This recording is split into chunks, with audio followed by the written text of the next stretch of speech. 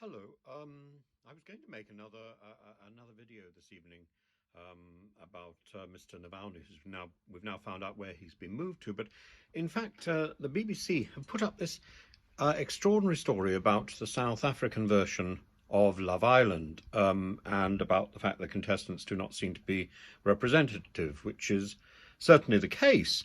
But what's fascinating about the article is they then go on about problems with reality TV and how these all come down to a mental health issue, which comes very close to what the government has put in place, and what is monitored by Ofcom, which is really a rule that people who have been on reality TV should then have access to psychiatry for about 18 months.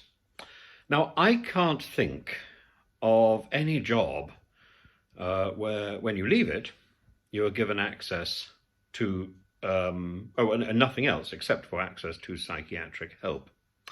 It seems to me that this represents a very poor judgment on reality TV production, because if somebody has been assessed before going on the show, and then afterwards their mental health is in serious danger, then we must judge that maybe they were not assessed very well in the first place, or that the show itself has had such a ghastly effect on them that it has an impact on their mental health, and a bad one. This may be the case. It doesn't say a lot about these shows, does it? Now, I think the real issue is something much deeper. I think the real issue, because I have experience of having been on one of these shows, so I think I can talk with some authority. I think the real issue is that these shows are not treating people professionally. So they're putting people on television. And in the case of Love Island, of course, quite rightly, the television is concluding that the people who are there are in some ways representing our nation. And a huge weight is put on their shoulders to perform at a professional standard. And they're able to do this because they're supported by the most extraordinary producers and editors.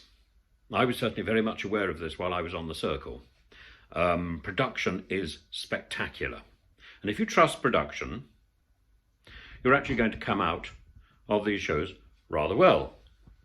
I certainly had a very positive experience while I was involved in one of these shows. I knew nothing about reality TV before I was tapped on the shoulder and asked if I would be prepared to be in a program called The Circle. I knew nothing about it.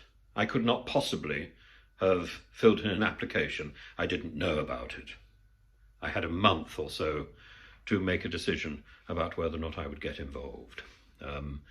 So you go helter-skelter into these shows, and then you find what's interesting is there is absolutely no professional support for you at all. Certainly when you come out of the show, but I would argue actually when you're in the show. Because anybody else who is involved in primetime television, who has a role on primetime television and is involved in that primetime entertainment, has the professional support of an agent, of a union representation, and they're actually paid. Whereas most people who are on reality TV shows are not paid. They may get some sort of expenses, but they are not paid. They are not treated as professionals, but they are doing a professional job. Now, you could say, oh my goodness, but they are in fact just being themselves. No, it's actually very difficult to be yourself.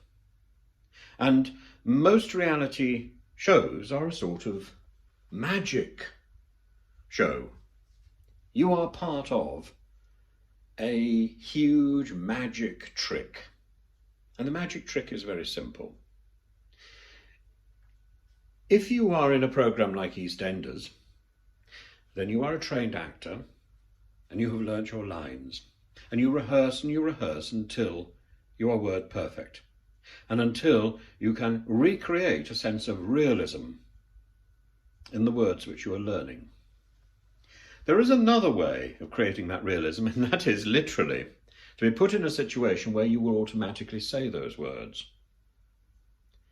In most reality shows, in my experience, contestants or participants, let's call them participants, are put in a situation where they're going to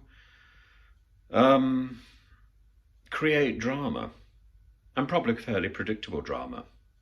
They're being cast to create dramatic situations, and they're manoeuvred around the show by wily and in many ways protective producers, runners, and editors. But what happens when they come off these shows? When they come off these shows, they're pretty well abandoned or thrown to the psychiatrists. I think this is deeply wrong. And I would draw an interesting image for you. I would suggest you go and have a look at a play, Pygmalion by George Bernard Shaw, or the musical, My Fair Lady. Julie Andrews tends to describe that as a Cinderella story. I think this is one of the cases where Julie Andrews is wrong. My Fair Lady isn't about Eliza Doolittle, really. It's about Henry Higgins. And it's about the way he exploits somebody for his own benefit. He takes a poor flower girl from Covent Garden, and for a joke, he turns her into a duchess and passes her off as a duchess at an embassy ball. He is successful. He wins his bet. But Eliza has gone through a transition. She has transitioned, to use that technical term. She is no longer the flower girl. She cannot go back. She tries. And in both the play and in the musical later, she says the same thing to Higgins. She says, "What's to become of me?" And she says it twice. "What's to become of me? What's to become of me?" And he says to her, "Well, you can always marry Freddie Ainsworth Hill, or Pickering could set you up in a shop." And she replies, and this is the interesting bit, she says, "I was better than that in Covent Garden. I sold flowers. I didn't sell myself." And if you look at the career of people who have been in reality TV shows, many of them are forced into selling bikinis on ASOS, doing things for Primark, or they've set up OnlyFans. Literally, they're forced into selling themselves to make ends meet. There is no route that is provided for them through the show, through that transition to their new life. They cannot go back to the old life.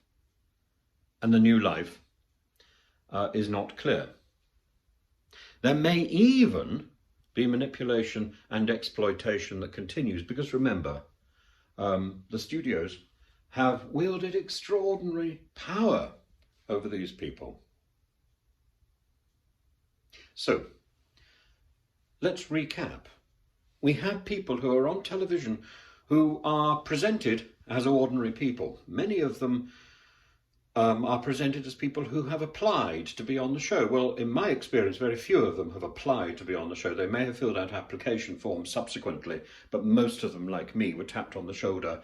In my case, it was a cold, wet, rainy day in Cambridge, and if somebody had tapped me on the shoulder and asked me to do practically anything, I would have said yes. And I did.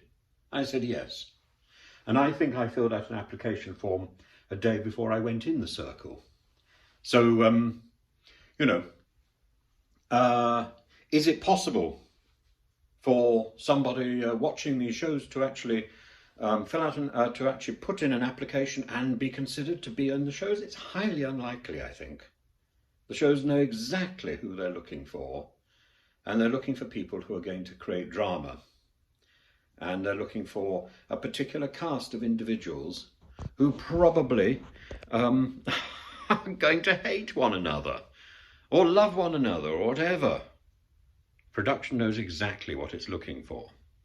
And as for the idea of a prize, well, this is a MacGuffin. This is just simply something to drive the plot. A prize? I won £30,000. But if I were on a show for about a month, £30,000 is about the going professional rate for an hour's television every night.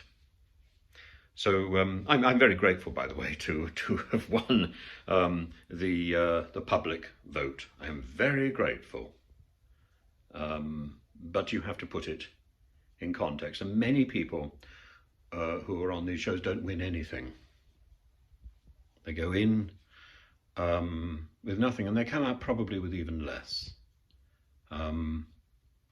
It's hardly surprising that there are mental health problems, but psychiatry is not the main solution. The main solution is to treat these people as professionals. And I am exhausted, really, by having to read again and again this rubbish which is promulgated by organisations like Ofcom and various television companies that are sort of taking this self-satisfied, smug view that the people who go into and come out of reality television programmes are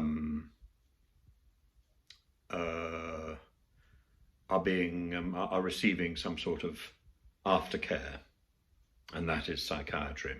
This is not care. Care is to treat people who do work in a professional and equitable way, and I think we're treating people who are on reality TV shows like Cannon Fodder. I think actually we're treating them like the ancient Romans treated gladiators, and we are inviting people to switch on their telly and enjoy a gladiatorial combat.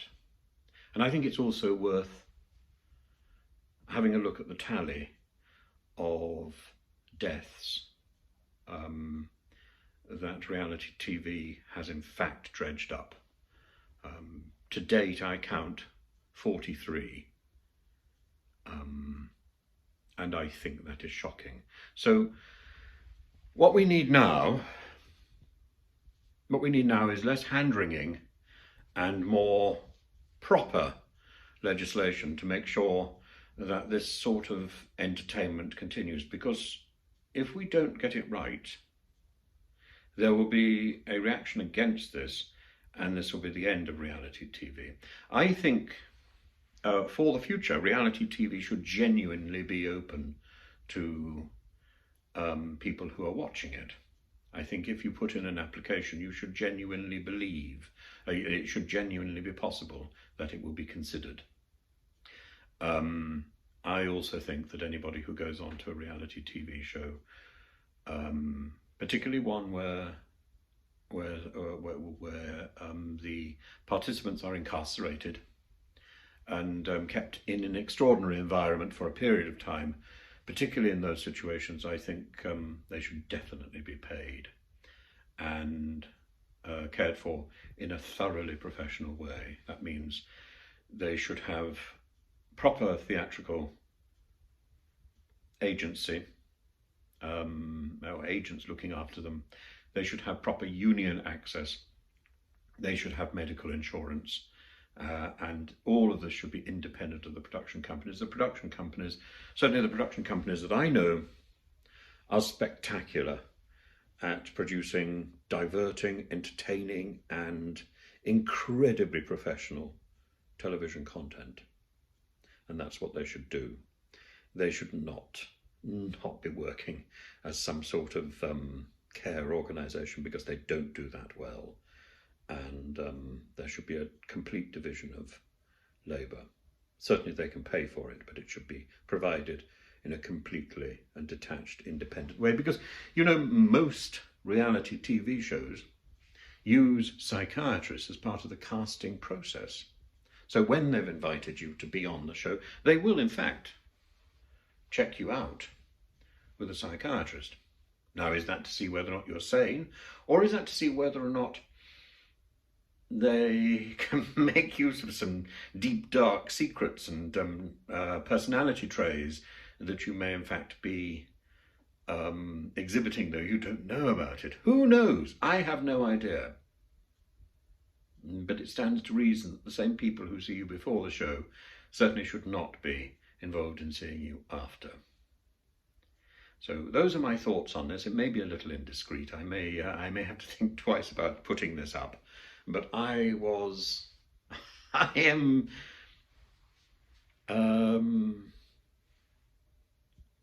boiling with anger having read the BBC piece, and I'm so shocked, and I think something needs to be said, and something probably needs to be said at the highest possible level. This is something that needs to be dealt with by government. This is not a criticism of any particular programme, it's a criticism of an industry which is, broadly speaking, unregulated, and the recent Ofcom so-called regulations are simply recognising current practice, which is inadequate. And if current practice were adequate, there would not have been deaths in the last, or certainly in the last 9 months, and there have been. So current practice doesn't work. We need to professionalise this industry. Okay, this is me. Bye-bye.